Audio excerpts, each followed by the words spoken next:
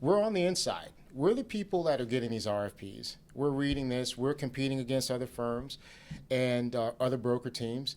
So if we could be in the driver's seat and if we could create questions to test us, to test our own authenticity, to test our desire to really push forward this agenda with diversity and opportunity, what type of questions will we ask ourselves?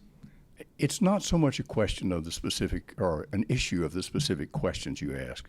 It's more the way in which you ask them. What I mean by that is if I simply give you a bunch of slots to fill in, you can do that, and you can fill them in honestly. Sure. And I, as the person asking, won't know any more about you than I did before. What I need to do is really understand you. I need to investigate you. I need to talk with you and say, tell me what you're going to do. I want to understand what role you're going to play, what role you're going to play, what role you're going to play. I want to understand how you work together. How long have you worked together? Is this something that you do regularly, or have you put this team together just as an ad hoc group of people in order to, well, check a box? Yes. So it's a deeper understanding. It's not so much about the questions, and I think that that is true in everything we talk about in terms of procurement. It's about more than the questions. It's about a deep understanding of what the questions really mean and what the answers to them imply. I mean, I would just like to say too, I think that an RFP process is essentially an interview, and we always put our best foot forward in an interview. We're always telling you all the wonderful things about us. Absolutely. In an interview.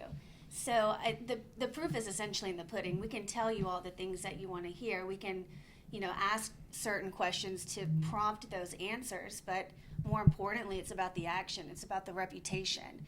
And I think that our group and our company has been very diligent in making sure that we're about the action, that we are not just checking that checkbox, but instead, this is how we operate and we're authentic for it.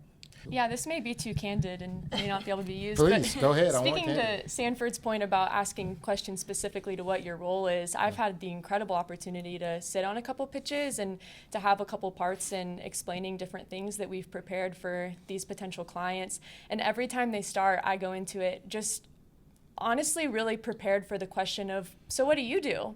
Because to me, I look like the token woman, and to some extent it's an incredible opportunity, and they probably know that that they're wanting to teach me and wanting to give me opportunities to practice and learn, and I'm incredibly thankful for that. But going into them, if I was sitting on the other side and I was a stern corporate woman who'd been in the business for 30 years, whatever business that may be, and I was sitting across from a 25-year-old, I'd want to know what her role was. Exactly. And so I've been really prepared for that question. It hasn't come, but maybe someday it will. And so that's honestly a great point that I think would be really pertinent to understanding why this team has been built the way that it has been.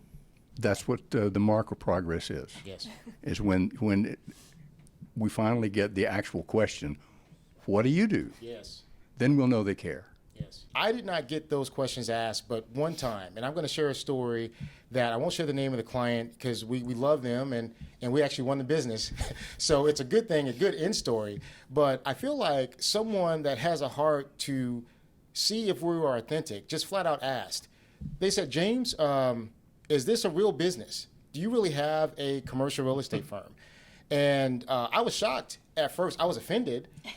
Because I'm like, wow, I mean, I've been in the business for 10 years. But before I can answer, one of our team members here, another insider, just came up and said, look, we believe in this. And we believe in it so much that we only picked James because of his experience. We thought he would be an asset here. So we don't want to check a box. And I feel like that response won us some points. But I applaud the person that asked the question. I think more questions need to be asked because unfortunately,